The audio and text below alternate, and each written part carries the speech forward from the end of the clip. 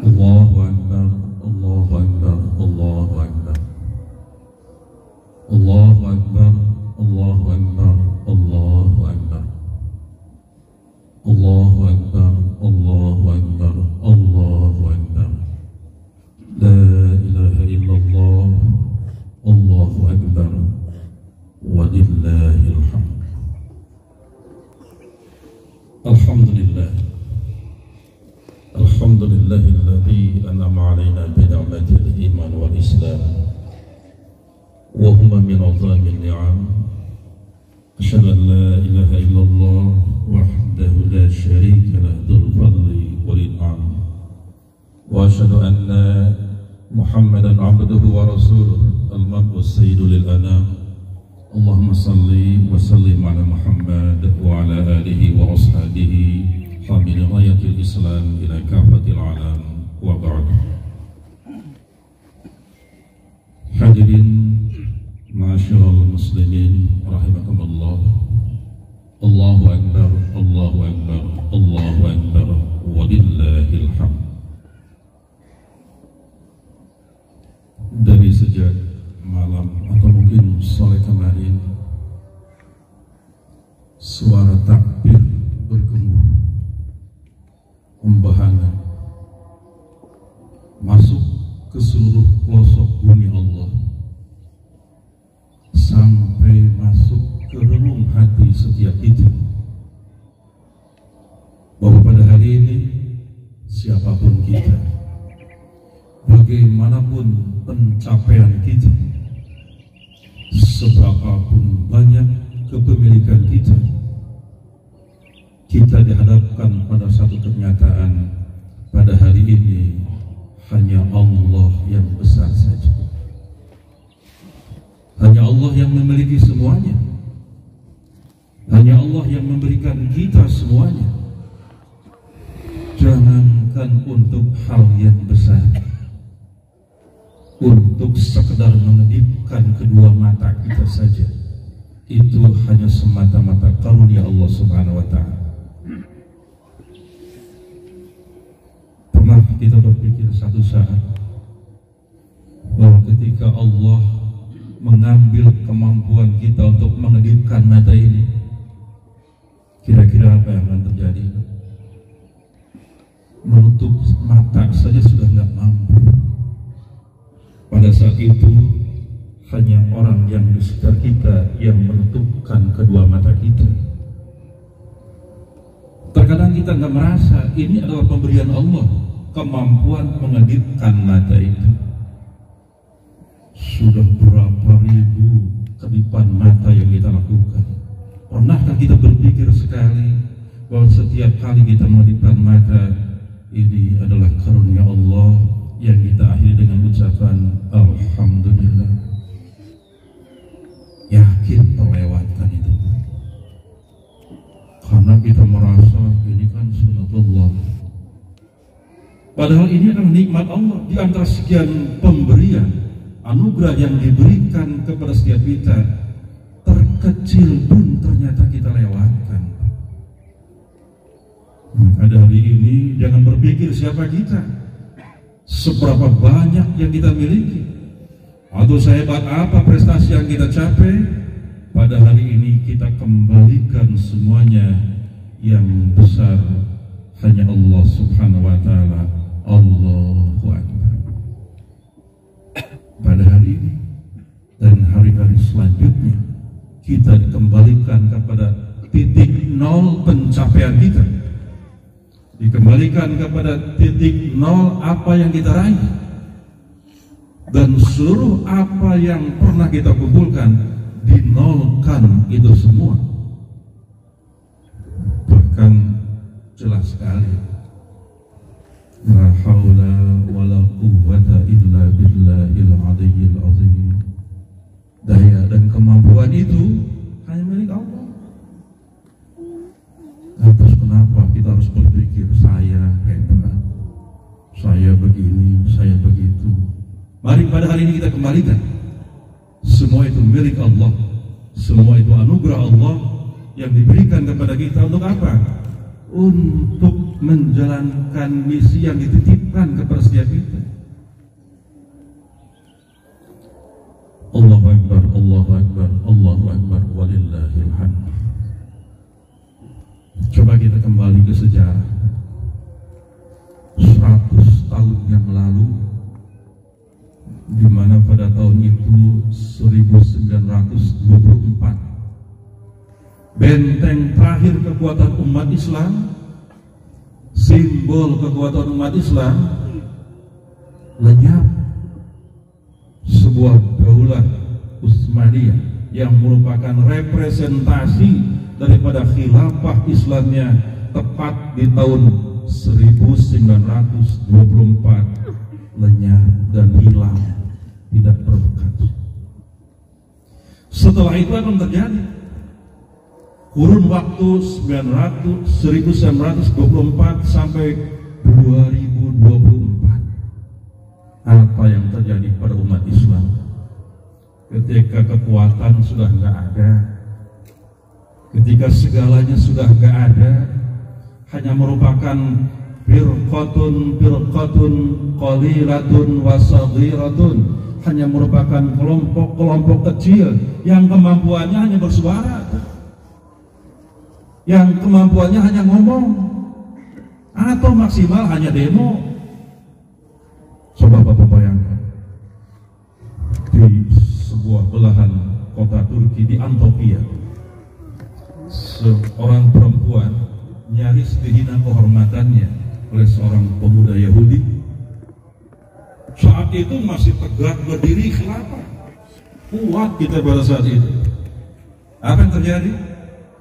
Al-Mu'tasim billah itu ngomong, aku akan kirim kepada kalian kekuatan yang pertama kalian jumpai dan terakhir yang kami miliki. Gara-gara satu kehormatan, imro'atun muslimatun, seorang perempuan muslimah diganggu kehormatannya. Karena kekuatan ada. Dari 1924 sampai sekarang, apa yang terjadi? Penderitaan di Palestina, penderitaan di Kashmir, memang berakhir. Penderitaan di Bosnia, itu kurun waktunya ini. Itu yang terekspos. Banyak sekali tragedi, keprihatinan yang terjadi di umat Islam ini yang tidak terekspos. Karena apa? Untuk memberitakan saja nggak mampu kita. Bapak lihat apa yang terjadi di Pak Tony.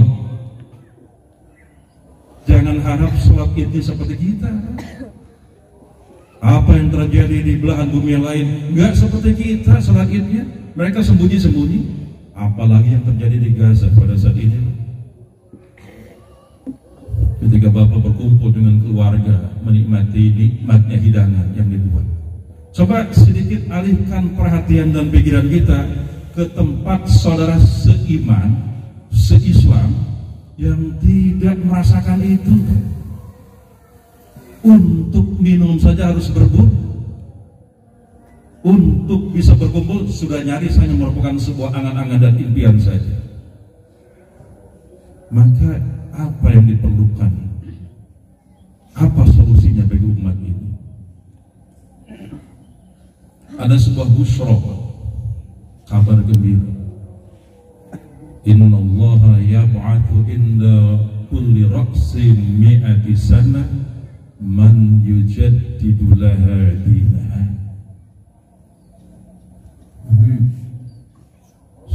Hal yang bersifat empirik, dan itu sudah terjadi di hampir 100 tahun di fase perjalanan umat ini. Allah mengirim siapa seseorang, sekelompok orang, atau sebuah komunitas barangkali yang punya komitmen untuk menegakkan kembali syariat ini. Dan ini tepat sudah 100 tahun, 1924 sampai 2024. Cuma bulannya wallahu a'lam. Kita dalam menyongsong kembali kebangkitan umat ini, agar umat Islam yang ada di Gaza tidak ditindas, agar umat Islam yang ada di Kashmir tidak ditindas, agar umat Islam yang ada di Rohingya tidak diusir. Karena apa? Kita punya kekuatan. Dan kapan kekuatan itu akan terwujud? Gak pernungkan sebuah ayat. Duribat alaihimu dhillatu aynama thuqifu illa bihablin minallah wa hablin minan nas. Mau kita berteori apapun, kita undang semua pakar tentang ini, solusi Allah cuma sederhana. Kalian mau berbuat apapun, dimanapun, duribat alaihimul dhillah, akan ditimpa oleh kehinaan, keterpurukan, ketertinggalan, atau barangkali penindasan. Dua hal saja akan membebaskan itu. Illa bihablin minallah wa hablin minan nas. Kecuali pribadi-pribadi yang menjadi penyokong pilar umat ini, individu-individu umat ini senantiasa menjalankan dua hal, hablum minallah dan hablum minan nas. Apa itu hablum minallah? Cara bahasa, tali, ikatan. Tapi dimensi hablum minallah yang pertama adalah, kalau bahasa orang NU tahlil, bahasa orang lain disebut tauhidullah. Dimensi hablum minallah yang pertama adalah, mari kita pahami kalimat la ilaha illallah itu.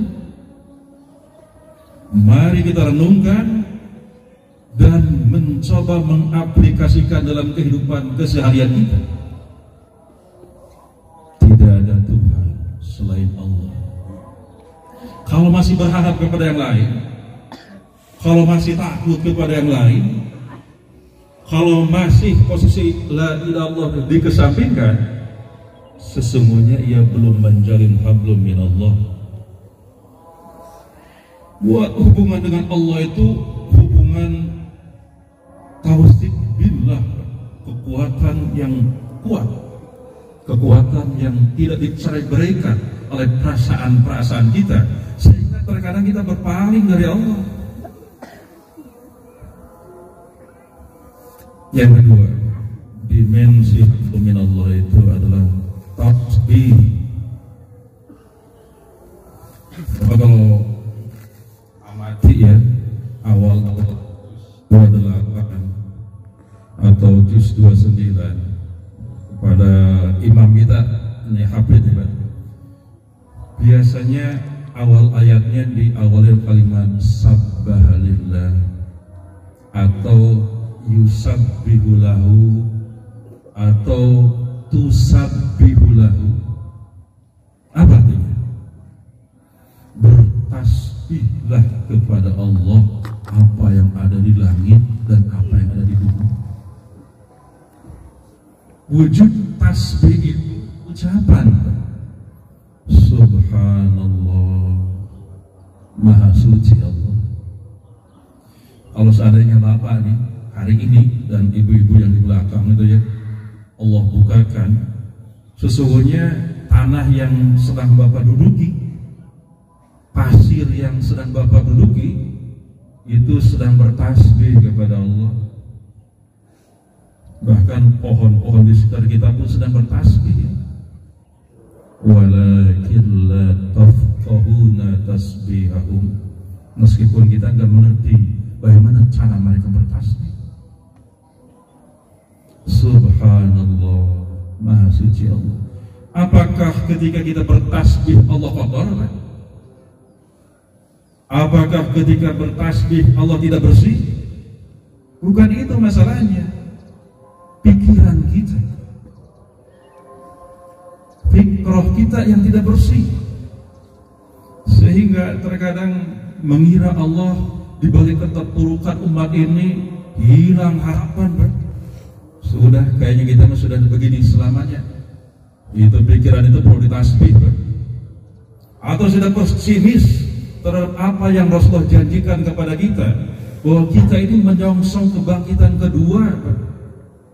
Umat ini semuanya menyongsong kebangkitan yang kedua. Kalau tidak diisi oleh manusia-manusia dan individu-individu yang bertasbih kepada Allah, kebangkitan itu hanya merupakan mimpi, tidak akan datang dengan sendirinya. Jadilah manusia yang berhabbu min Allah dengan dimensi tasbih. Subhanallah, subhanallah. Karena di akhir ayat lain disebutkan Subhana rabbika rabbil izzati amma yasifun. Maha suci Tuhan, pemilik semua keagungan. Atas apa? Atas apa yang kalian sifati, Pak? Allah sudah bersih dari awal. Allah bersih apa adanya. Tidak perlu kita tasbih pun, itulah Allah. Tetapi pikiran kita, hati kita, keyakinan kita terkadang mengotori bersihnya hakikat Allah, sehingga kita berprasangka buruk, berprasangka jelek pada Allah. Ini perlu ditasbih, dibersihkan. Dan hari ini waktunya kita mulai. Makanya kalau di tempat saya, Pak, saya himbau, tolong mulai tahun ini kita perlihatkan gemuruh takbir, Pak. Jangan sembunyi-sembunyi. Perlihatkan kepada masyarakat, bahkan kalau perlu kepada dunia, dahsyatnya gemuruh takbir. Takbirnya bukan takbir orang ngantuk, takbir mujahid, takbir murabit yang penuh dengan semangat. Kalau sebanyak ini bertakbir dengan sesungguhnya, bergetar bumi ini, Pak. Bergetar kekuatan musuh itu. Kita datang dari Malang takbir dengan sembunyi-sembunyi. Katanya takbir lebih enak di hati, Ustaz. Saya katakan takbirnya takbir mujahid, takbir murabit, yang siap menyongsong kebangkitan umat. Suarakan, keraskan, Pak. Kalau bisa sampai bergemuruh. Bapak amati sensasi gemuruhnya takbir ketika diucapkan dengan betul-betul berasal dari hati yang paling dalam, bentuk pengagungan kepada Allah dan pengecilan kepada selain. Allahu Akbar, Allahu Akbar.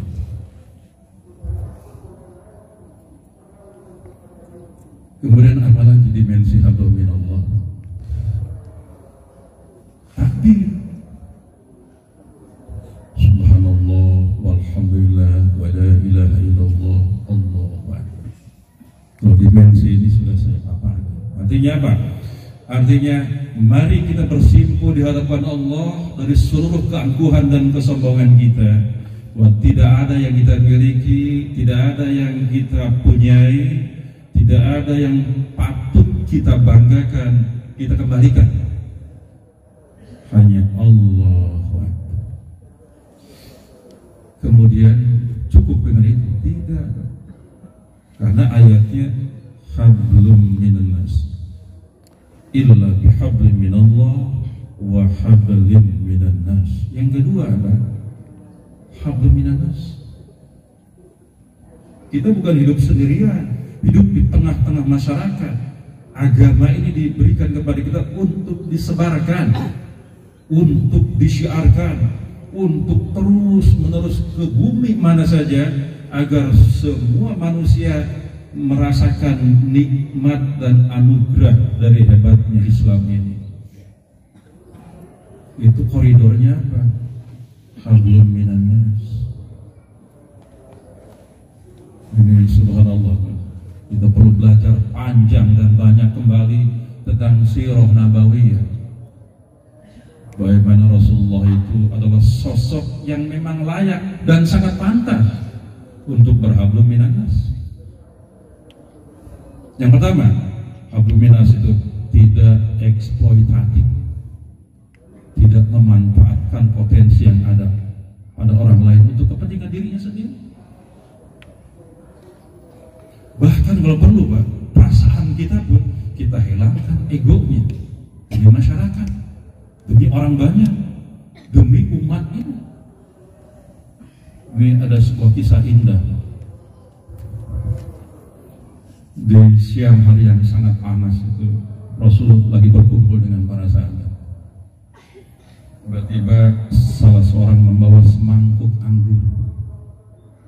Orang ini dengan semangat ingin anggurnya itu dimakan oleh Rasulullah dan para sahabatnya. Dengan penuh harap, akhirnya dikasihkan semangkuk anggur tadi. Rasul mencicipi dari anggur yang pertama ia makan sampai anggur terakhir. Rasul tidak mengasihnya kepada para sahabat. Dan setiap makan anggur tadi, Rasul senantiasa tersenyum kepada orang yang memberinya. Ketika selesai dan orang yang mengasihnya pulang, bertanya kepada para sahabat, "Ya Rasulullah, apakah saking manisnya anggur tadi sehingga engkau tidak memberikannya kepada kami?" Apa jawaban Rasulullah? Tidak, anggur ini sangat masam. Kalau aku berikan kepada kalian, takut nanti kalian menunjukkan ketidaksenangannya kepada orang yang memberi tadi. Maka masamnya anggur yang semangkuk ini aku tanggung sendirian supaya orang yang memberinya merasa senang. Subhanallah. Ini akhlak Rasul ketika berinteraksi dengan sesama manusia, ketika berhablum minan nas, sampai ia harus rela menahan masamnya semua anggur yang semangkuk tadi agar perasaan orang yang memberinya tidak tersinggung. Sampai sahabatnya pun, subhanallah, wa innaka la'ala khuluqin azim. Engkau sesungguhnya memiliki akhlak yang begitu mulia. Banyak Pak sirah nabawiyah menunjukkan Rasul tidak pernah menunjukkan siapa dirinya, seberapa hebat dirinya, bahkan semakin menunduk. Dan ini juga diikuti oleh para sahabatnya. Ketika sudah ada kesepakatan penyerahan kunci Baitul Maqdis, ini terjadi pada zaman Umar bin Khattab radhiyallahu anhu. Disepakati setelah hampir 9 bulan pasukan umat Islam mengalahkan pasukan Romawi yang ada di Baitul Maqdis, tiba saatnya penyerahan kunci Baitul Maqdis. Yang berkesempatan menerima itu adalah Umar bin Khattab radhiyallahu anhu. Apakah ia datang dengan sepasukan, Pak? Dengan serombongan umat Islam menunjukkan kehebatannya dan kekuatannya? Tidak. Ia hanya ditemani oleh seseorang yang dalam perjalanannya kadang-kadang orang yang menemaninya naik kuda, Umar menuntunnya, atau sebaliknya. Sampai di gerbang kota Baitul Maqdis, kebetulan yang diri dan naik di atas kuda ini adalah ajudannya. Umar tidak pernah memprotes. Ini Umar, ini saya khalifah umat Islam, yang sebaiknya kalian sambut kami dengan karpet merah. Tidak. Apakah hina umat Islam setelah itu? Semakin meningkat keagungannya, tidak pernah terhinakan oleh pandangan manusia. Kenapa? Yang diinginkannya adalah penghormatan, izzah dari Allah saja, bukan dari manusia. Hadirin rahimakumullah, barangkali ke depan ya, ke DKM yang terus sekian kajian itu Pak, tolong dikaji juga tentang sirah nabawiyah, karena itu sudah dirasakan langsung oleh Syekh Al-Barzanji yang mungkin menurut kita agak sedikit risih mendengarnya Pak. Dan ini tradisi orang NU suka dibaca itu. Itu ditulis buku ini kapan? Ketika pembebasan Baitul Maqdis Pak, perang salib. Pada pertempuran pertama kalah umat ini Pak. pertempuran kedua juga kalah. Nyaris hilang harapan umat ini untuk memenangkan peperangan salib. Maka ada seorang ulama yang berinisiatif, mari kita bacakan kembali sejarah perjalanan perjuangan Rasulullah. Bacakan kembali sejarah para pendahulu kita, sehingga harapan itu nggak putus asa menghadapi kuatnya kekuatan musuh pada saat itu. Di tahun diselesaikannya kitab itu dibacakan, tapi memang bacanya nggak kayak di kita ya, nggak di tradisi ini. Dibacakan dengan penuh penghayatan. Akhirnya apa Pak? Thiqah umat itu kembali, percaya diri umat itu kembali. Di tahun selesai penulisan kitab itu, di pertempuran yang keempat sampai ke-13, semuanya dimenangkan umat Islam. Kembali kepada sejarah Rasulullah, sejarah para pendahulu kita, itu akan membuat kita semangat. Kalau Bapak berpikir pada saat ini betapa hebatnya Amerika, Yaman itu dikepung oleh kekuatan dahsyat Inggris dan Amerika. Mereka punya senjata sehebat Amerika dan Inggris? Enggak, Pak. Yang mereka miliki apa? Al-thiqah billah. Yang mereka miliki adalah percaya diri dan percaya pada kekuatan Allah Subhanahu wa Ta'ala. Akhirnya apa yang terjadi, Pak? Sampai saat ini, apa yang dikhawatirkan orang itu terjadi penyerangan besar-besaran ke Yaman tidak terjadi. Karena orang Yaman punya kekuatan dahsyat, kepercayaan dirinya dan percaya pada Allah Subhanahu wa Ta'ala. Dulu para pendahulu kita juga demikian. Bukan karena kita punya ini dan itu ketika kita menang melawan kekuatan penjajah itu. Kalau kita flashback ke belakang, apa yang terjadi itu? Hablum minallah, quwwatus sillah billah, kuatnya hubungan dengan Allah, quwwatul aqidah, quwwatul ukhuwah. Terakhir bagian dari saya, Rasulullah pernah terlihat sedih ketika ditanya oleh Rasulullah, para sahabat pada saat itu, kenapa? Ma bika ya Rasulullah, apa yang terjadi padamu? Aku tadi berdoa kepada Allah, ya Allah, jangan hancurkan umatmu dengan kelaparan, dengan ketidakadaan makanan. Allah kabulkan. Yang kedua, ya Allah, jangan kau hancurkan umatku dengan banjir, dan itu Allah kabulkan. Ketika Rasulullah berdoa dengan doa yang ketiga, ya Allah, jangan engkau hancurkan umat ini dengan perpecahan umat ini, Allah tidak kabulkan.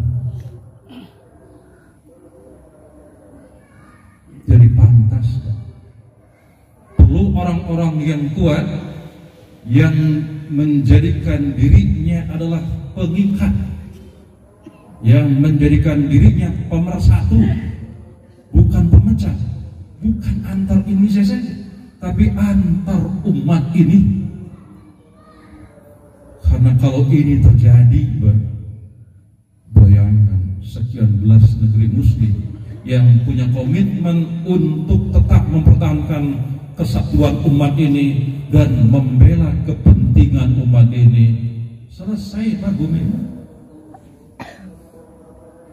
Tapi apa yang terjadi? At-tafarruq, berpecah belah. Padahal Allah sudah mengingatkan banyak dalam ayat Al-Quran. Innamal mu'minuna ikhwatun. Kau yang berasal dari Afrika, dari Jazirah Arab, dari Asia, gak ada sekat pembedanya, karena sudah disatukan oleh iman. disatukan oleh kesatuan tujuan. Tetapi kenyataannya Pak, sampai saat ini apa terjadi? Jangankan antar negara, Muslim yang ada di Galuh Mas ini sudah bersatu padukan. Muslim yang ada di Jambe Timur ini sudah bersatu padukan. Yang ada di Kerawang, jangan harap kita akan melawan kekuatan-kekuatan lain, Pak.